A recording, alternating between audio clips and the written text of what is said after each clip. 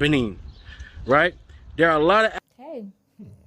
You heard him say it. Wow. So basically, West Africa is home to African Americans, and then East Africa, and the rest of Africa is more like cousins or neighbors or something. Relatives from a extended family is what he's trying to say. So guys, what do you think about that? Do you believe what he's saying? Let me just say this real quick before I pass the mic. When he was talking about somebody coming home, he's saying that African Americans are coming home to Nigeria, but they're not being vocal about it like you see in the other places like Ghana and Gambia, and they're doing the work. That's what he was leading into when you play that clip. Okay. He's talking about he just came back from Nigeria, and he saw a lot of African Americans from DC in Nigeria, and they're building in Nigeria, and they're not publicizing it. That's what he said. Okay. Initially, yeah. What's going on, everybody? This is Afro Think Tank, and today's video is going to be a response to the Kenganda's podcast, basically responding to something I said when I said West Africa, basically Nigeria, is where Africa, if you really want to go home, that's where, we should, think about going, as far as, en masse compared to like the East African countries, right? I said we should go to the West and Central African countries. And as I watched the video, and I know this is a panel full of mostly East Africans, and they may have felt, I felt, and all of them are excellent. All of them are excellent, smart, intelligent individuals. And I wanted to be, this is an adult conversation. I just want to clear some things up because I heard some things that they said that I didn't agree with, and they didn't agree with me because maybe they weren't really understanding what I was trying to say. Maybe they probably have to watch my whole video to understand, but maybe they can't understand, right? And I think the fact that they can't understand, really, truly, and honestly, they can't understand is the reason why I said we need to go, as African Americans, we need to go to Africa. Now, I'm going to address some of the things issues that they had, not all, but some of the issues that they had.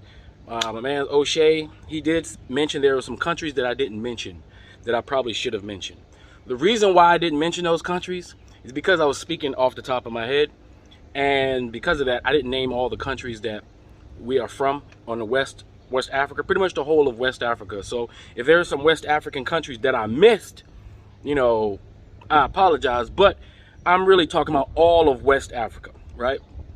So that's one issue O'Shea had with me, was I didn't mention various countries that really probably need our participation in the economy more than Nigeria.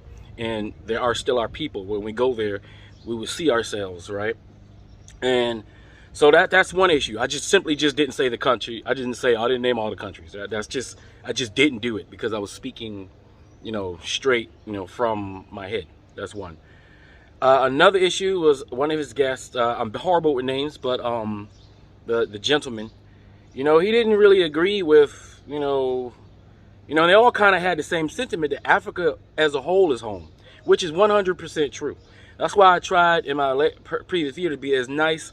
I tried to say it as nice as humanly possible, because sometimes us black folks, we have, as human beings, we have this small egos, which is necessary for us to operate. But egos, and I am guilty of the same thing, so I'm not saying anything that I wouldn't do. This is a panel full of East Africans listening to a guy say that West Africa is where you really need to go.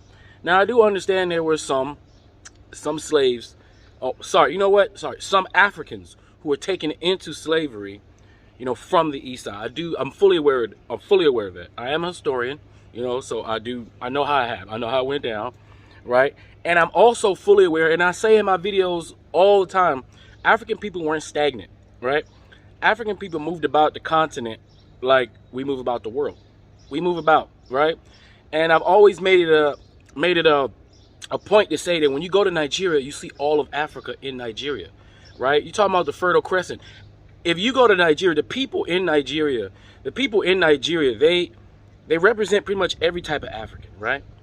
And one thing the gentleman said, he said something, he don't see the culture of the Nigerian and how is it that an African American can still maintain an African culture outside of Africa after being gone for 200-300 years? Well, In fact, we have maintained a lot of our culture that is specifically Nigerian, that is, well, as we call it now, that's specifically Yoruba.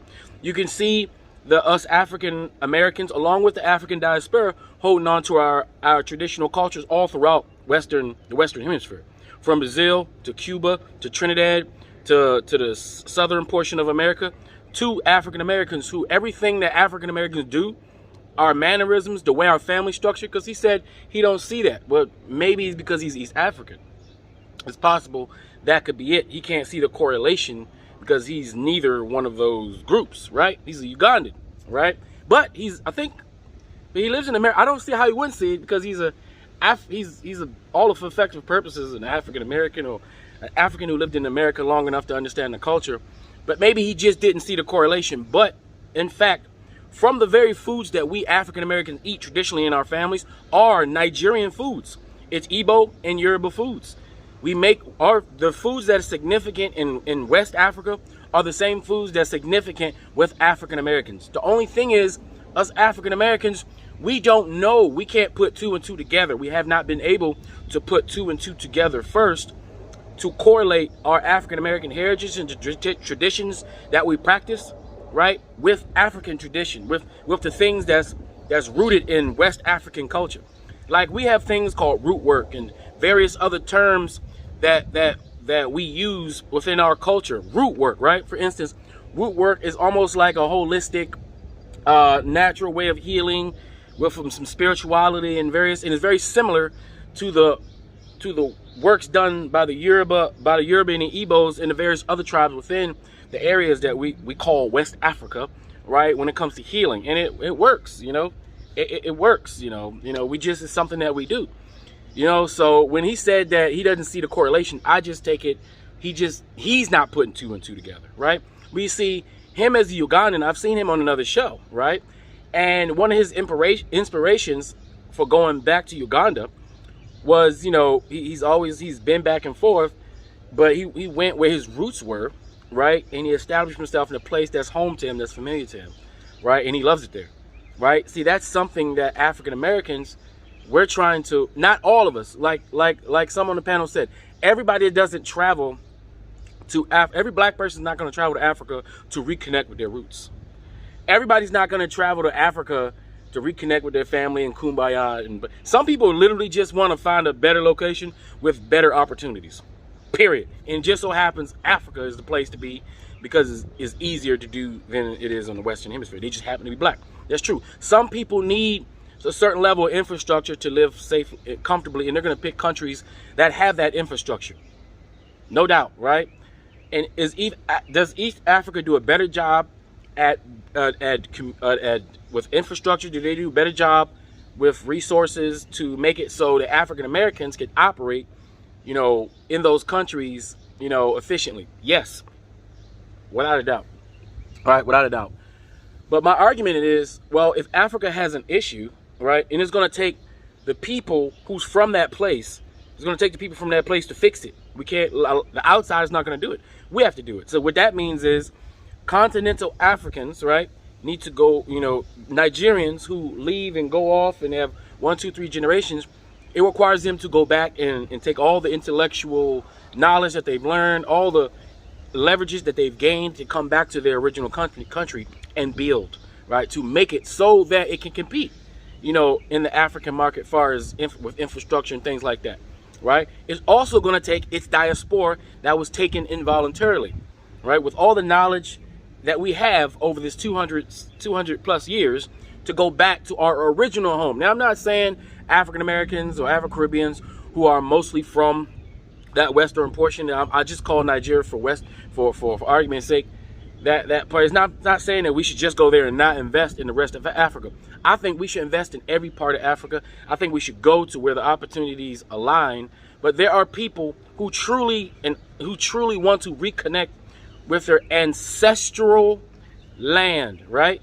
Which a lot of us, right, when we do our DNA, we find out that our ancestral land is the area of Nigeria, Ghana, Togo, Benin, Cameroon. At one point, Cameroon was part of what we would consider Nigeria. The problem is these artificial lines that the Europeans created forces us to say these country words instead of regions or areas, right? So that's why I have to say Nigeria. But when I say Nigeria, I'm still talking about Cameroon. I'm still talking about Togo and Benin. I'm talking about all of that, right? Niger. I'm talking about Ghana. I'm talking about, what is it? I think Ghana and Sierra. What was it? Ghana and another country. What was it? Don't get me messing up. Was it Sierra Leone or Ghana? I forgot. But either way, a lot of these countries on the borders, the tribes and the kingdoms, they're one and the same. The borders cut us in pieces, right? But I happen to know that if African Americans, you see the difference between a Ugandan, an expat Ugandan who lived in America and go back to Uganda, difference between these East Africans and, you know, and the way they think, based the difference between that and the way we think, or some of us think, is that you see that was something was stripped from us. See, you can say you're from Uganda. You know your ancestry is from Uganda, right? But you are an African and you can enjoy and commemorate and bond with your African brothers and sisters on the continent with the basis of you being Ugandan, right? I'm an African American. I can base myself off that, but, you know, which I do. But at the same time, there's another foundation in which I need to reconnect, which is Nigeria, right? I understand that by reconnecting with Nigeria, that is the baseboard to reconnect to every portion of Africa. I recognize that by basing in Nigeria and learning the culture and the traditions at which we were snatched from, specifically, from that point, I understand that those cultures and traditions are pieces of other various African cultures and traditions and people groups throughout Africa. I'm fully aware of that. African Americans need to reconnect directly, the ones who are on the same mission as me. The ones who don't mind going into a country that's hard, you know, hard to operate in, because America's hard to operate. If you can operate in America, you can operate anywhere in Africa, right? If you're a business-minded person, you can figure it out, right? Time and money. Time, money, patience, and having the ability to roll with the punches, right? So that's one thing. That's specifically what my video is about people who really, truly want to reconnect with that thing that was snatched away from their ancestors, right?